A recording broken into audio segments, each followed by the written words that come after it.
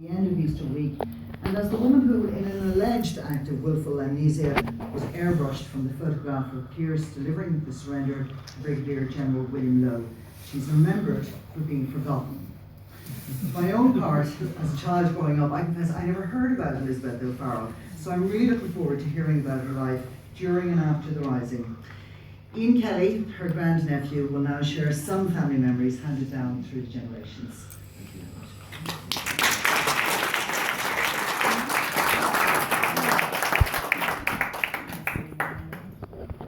Thanks very much, Susan, and I'd like to thank Philomena Gordy Dr. Philomena Gordy for her excellent presentation, and RTE as well for inviting me here along here today to speak, as well as this beautiful venue, the Royal College of Physicians.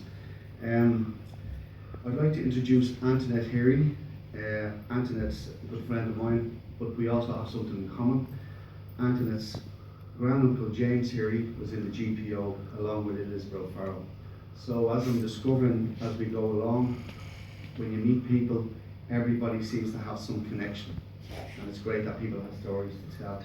And one of the things I'd like to have Antoinette do today is sing us a song, The Tricolour Ribbon. The song would have been sung most Sunday nights in our house off Townsend Street, which was Elizabeth's sister's house.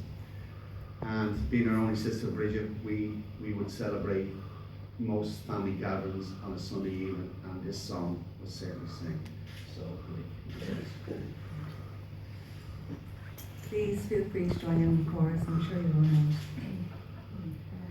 I had a true love, if ever a girl had won. I had a true love, a brave lad was he, and one fine Easter Monday, with his gallant comrades, he started away for to make Ireland free.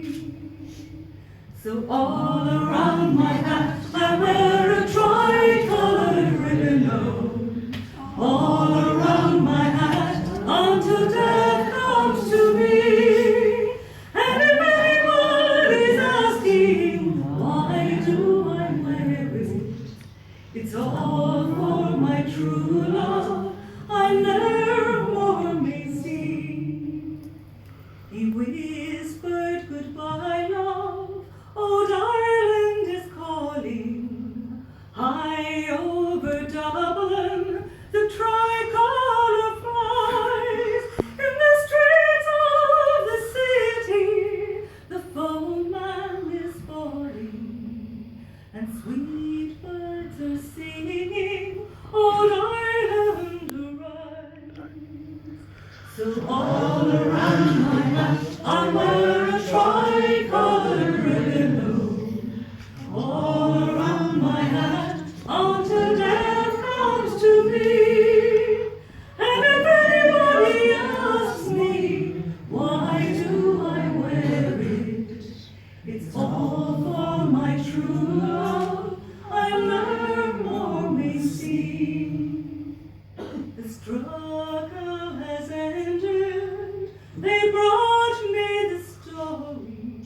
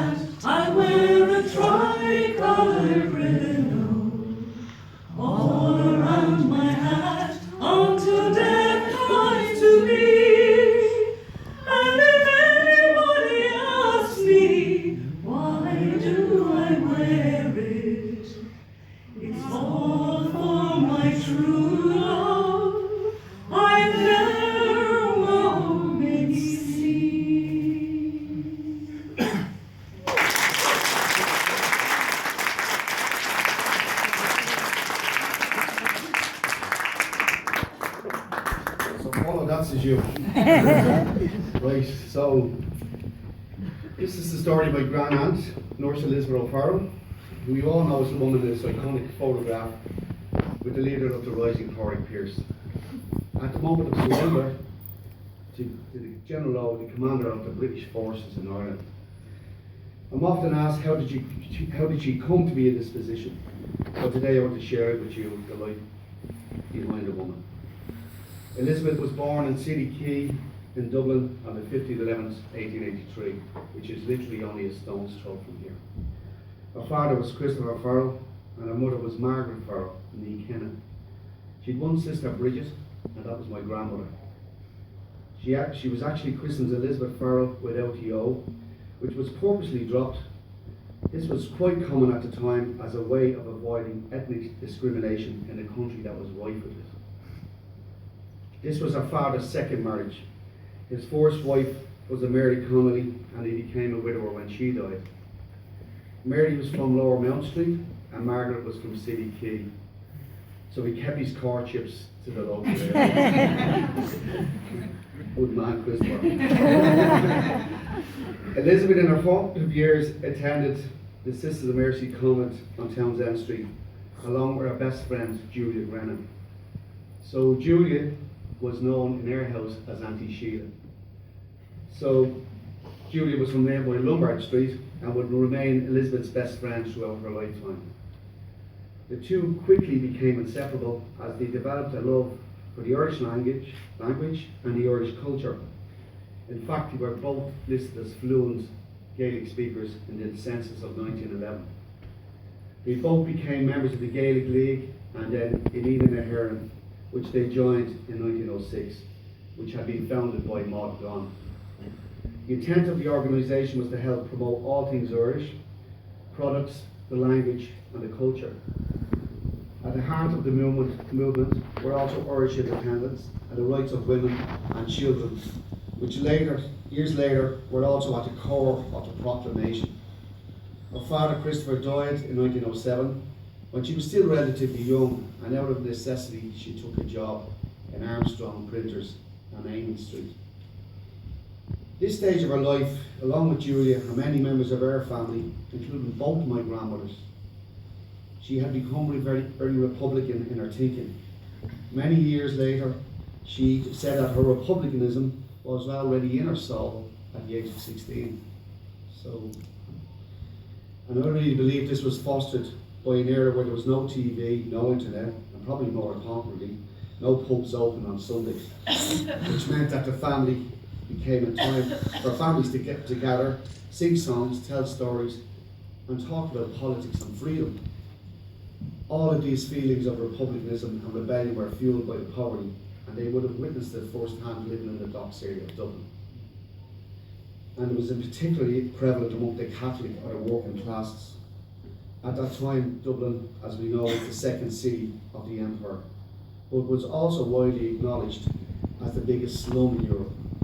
So we had a two-tiered system really. The only way out for most local boys and men was the docks or join the British Army. It was around this time, 1913, that the Irish Volunteers were founded as a direct counter to the UVF that had been formed in the north to fight Home Rule. Elizabeth herself joined Cumann on its foundation in 1914. Initially 250 women joined this movement, and they came from all sections of society, with no discrimination but one common goal, and that was Irish freedom. They actually considered themselves to be the women's section of the Irish Volunteers. Their agenda was to fight alongside the men in the struggle for freedom and during a rising, if and when it came about. So like all women of the movement, Elizabeth would have been trained in the use of firearms, transports of weapons, dispatches to the volunteers, and nursing. The training was overseen by Countess Markovich and that great doctor, Dr. Kathleen Lynn. Cumann was heavily influenced by the suffragette movement in its desire to further the rights of women to vote, hold political sway, and improve social conditions for the underprivileged, and especially the children. This would also manifest itself later in the wording of the proclamation. In this respect, their biggest ally among the future leaders of the Rising was James Connolly. Given that the backdrop here was the devastating effect of the 1930 lockout, which had on the working class. It must also be remembered that the generation at the time still had first-hand family experience of the Great Famine and all its awful consequences, as well as a strong view that the ruling British were to blame. All of this led to an immense cultural, socialist and patriotic revival, which had already led to the formation of bodies like the GAA, the Gaelic Youth League and the Trade Union Movement.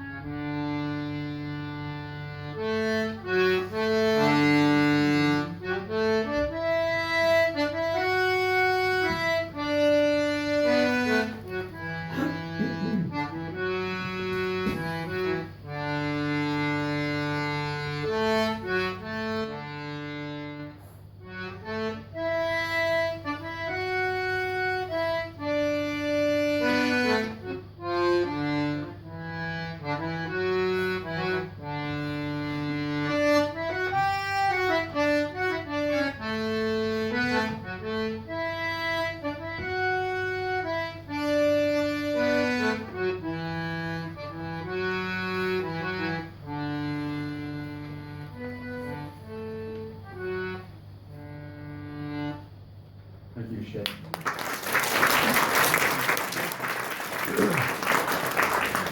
Now to the Rising. In the build-up to 1916, Europe was in turmoil. Without doubt, British focus was elsewhere as we fought a devastating war, horrific war, on the Western European front. In fact, the events of the Great War and the total disregard for human life, particularly for the foot soldiers, probably influenced the subsequent decision to execute the leaders of the Rising. At this time, Home Rule agenda was gathering pace to tensions between the Southern Catholics and the Northern Protestants, and it's possible to believe that had Home Rule come about, it could have led to civil war in Ireland. So even though there wasn't a groundswell of support from the general population, the rebel leaders believed that this was the right time to strike for freedom. In the build-up to hostilities, it must be remembered that communication methods were still pretty basic, and given the number of informers that had always been the bane of the movement, was quite dangerous. On the eve of the Rising, Elizabeth was dispatched by O. MacNeill, who was originally asked by the IRB to lead the forming of the Irish Volunteers, and she was ordered to Galway to inform the volunteers in Galway that the Rising was cancelled. But little did she know that Pearse had other ideas. He countermanded those orders and was intent on proceeding with the Rising. So when she got back to Dublin and realised what happened, she headed straight to the GPO, along with the other women volunteers. She set about nursing and feeding the soldiers. Later in the week, as the fighting intensified, Pearse ordered all the women to vacate the building except for Elizabeth and two others. Winifred Carney, who was, for want of a better word, James Connolly's right-hand man, and Julia Brennan, her lifelong friend. So they remained behind until it became futile as the GPO was in ruins and the order was given to evacuate the building. He left the side of the GPO onto Henry Street with Connolly on a stretcher. and under heavy gunfire with the remaining volunteers made their way to 60 Moore Street. And Pearse was actually the last man to leave the GPO, and Elizabeth had just left in front of him. So it was on that journey to Moore Street that the O'Rahilly lost his life. So it says it all. And under siege, after 3 people bearing white flags had been killed, Pearse decided enough was enough. He knew all along that the rising was going to be, in his own words, a glorious failure. And he now needed a trusted volunteer to approach the British position and offer a conditional surrender. The trusted volunteer was Elizabeth Farrell. At 12:45 on Saturday, 29th of April, on a heavy fire, she approached the British position waving a white handkerchief, and with a great deal of good fortune made it to the commanding officer. He was flabbergasted. He said, "How could a woman be in this position and announce herself as a volunteer?" At first he assumed she was a spy, removed her Red Cross insignia and detained her till around 2:25 p.m. At that time she was instructed to go back and tell Pearse that there would be no terms and only an unconditional surrender would be accepted. She was also instructed that Pearse was to come with her to the position of at the corner of Moore Street and Parnell Street to surrender to General Law. She followed instructions, and at 3:30 p.m. General Law received Commandant Pearse and Elizabeth at the designated point leading to this now immortal picture, which for the purpose of newspaper reporting was unfortunately doctored to remove her part of the image. At this time, General Law asked that Elizabeth be the one who delivered Pearse's surrender orders to the various rebel garrisons around the city. And on Pearse's request, she agreed to do so. So in the hours after the surrender, Elizabeth continued on her role as a dispatcher, delivering these surrender orders to the rebel garrisons. All of the deliveries went off with no little danger. She then finally needed to get down to Boland's Mills, where De Valera was the officer in charge. On the way, she came under heavy fire and witnessed one fatality within feet of her, and that was actually on Grand Canal Bridge, as I walk it every morning, so I know. De Valera refused to take the order unless it came directly from Commandant MacDonagh. So she had to track back into town and return with MacDonagh's orders. That was with De Valera all over, you see. So after the dispatches were all delivered and the volunteers had surrendered, she was subsequently moved to Kilmainham jail, which, despite previous assurances by General Law, she was strip searched, had all her possessions taken from her, and was treated as a prisoner in the true sense of the word. When she protested, she was told by a British officer, "Don't be silly, sure, we know for a fact you shot 6 British soldiers." However, it's remarkable that the General and his commanding officers recognised her bravery and the role she had played, even though she was clearly a committed volunteer. As a result, the General kept his word and she was released from Kilmainham jail and her possessions were returned. And in fact, when we, as a child growing up in the house, when we discussed what actually happened, this General Law was actually regarded as a gentleman. He did behave properly towards her and looked after her. In the general scheme of things, that was good. So in another footnote, part of the possessions she had on her consisted of 30 pounds of gold in gold coins she was asked to keep by a young volunteer. This was his wedding fund. And as he was a lodgings, he took it with him to the rising on Easter Monday rather than risk leaving it behind. So in many ways it was simpler times they lived in. So back to the famous airbrushed iconic photograph. There are many theories to why this photograph doesn't show her more clearly, but 2 in particular are the most believable. Firstly is Elizabeth's own account when she stated that she wanted to get out of the way, so as not to detract from Pearse at that historic moment. The second account of the airbrushing, which is believed happened so that the Irish men fighting World War I wouldn't be stored against the British by photographs of Irish women fighting at home for Irish freedom. So we might never know the real reason. The rest, they say, is history. Post the rising, the execution of the leaders became the most potent weapon enjoyed in public opinion in favour of the formation of a republic. However, For the women's movement, nothing changed, and it continued on as before with the struggle for freedom. The revolution had to begin again, and sadly this time it was a different revolution, and the focus was anti-treaty. In reality, these strong women were never going back to the kitchen sink, as Elizabeth herself was quoted as saying. The war wasn't over. In fairness though, they had won major victories for the poor and for women's rights. For example, in 1921, women won the right to vote in Ireland a full 7 years before their British counterparts. Elizabeth herself had harboured a lifelong ambition to get an education and to become a midwife. In early 1921, she started her training in Holles Street Maternity Hospital. 6 months later, she passed her basic exams with a 69% score and was described by the matron, I have to laugh at this, as a fair nurse with a fair education. So I bet the matron doesn't have a plaque in her honour and a Nurse of the Year award named after her, which Elizabeth does in a recognition of her decades of devoted service to that hospital. And for that matter, her face is on a stamp which will be released for May. Even to this day, she's still delivering.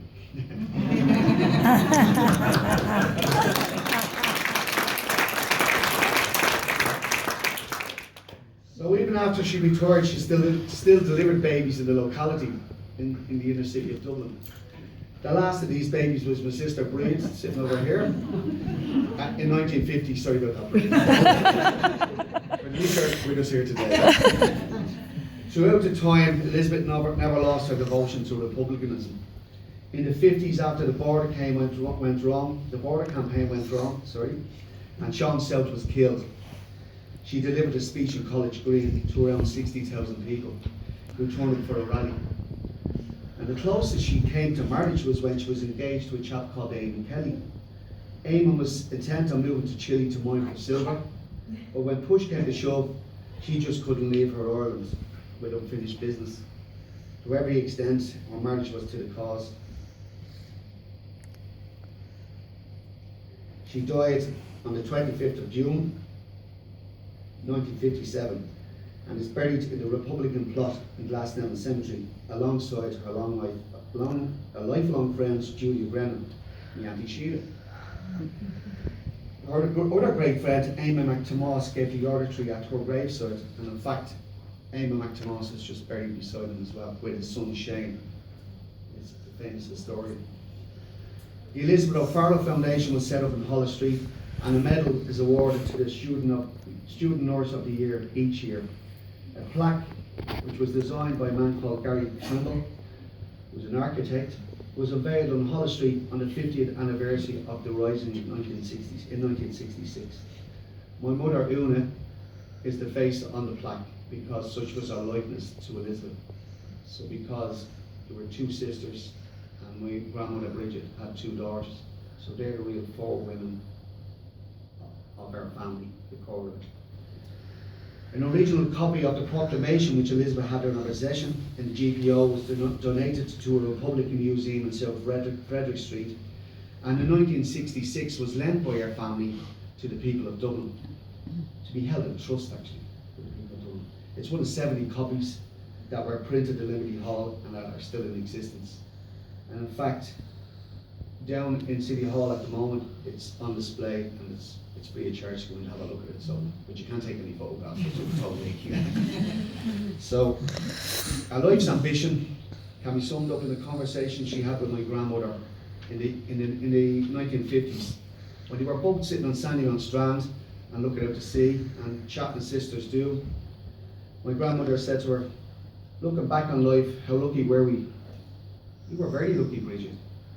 You have all your children around you, but I didn't get what I wanted. 32 County Ireland." So with that, we'd like to sing another song. Thank you.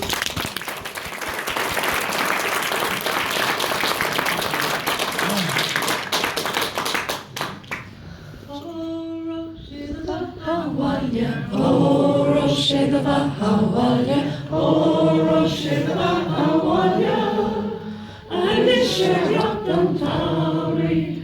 Shame of the Bay of Rock, who back in Gaven, we have right.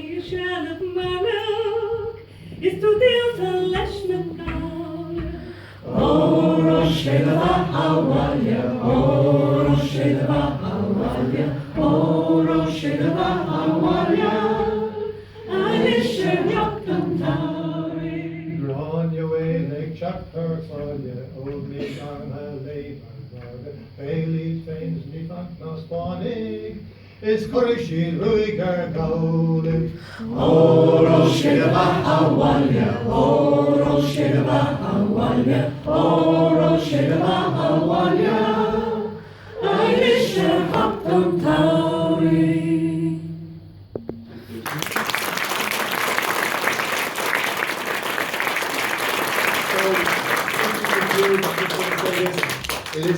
Elizabeth O'Farrell, the woman with the white flag. Thank you.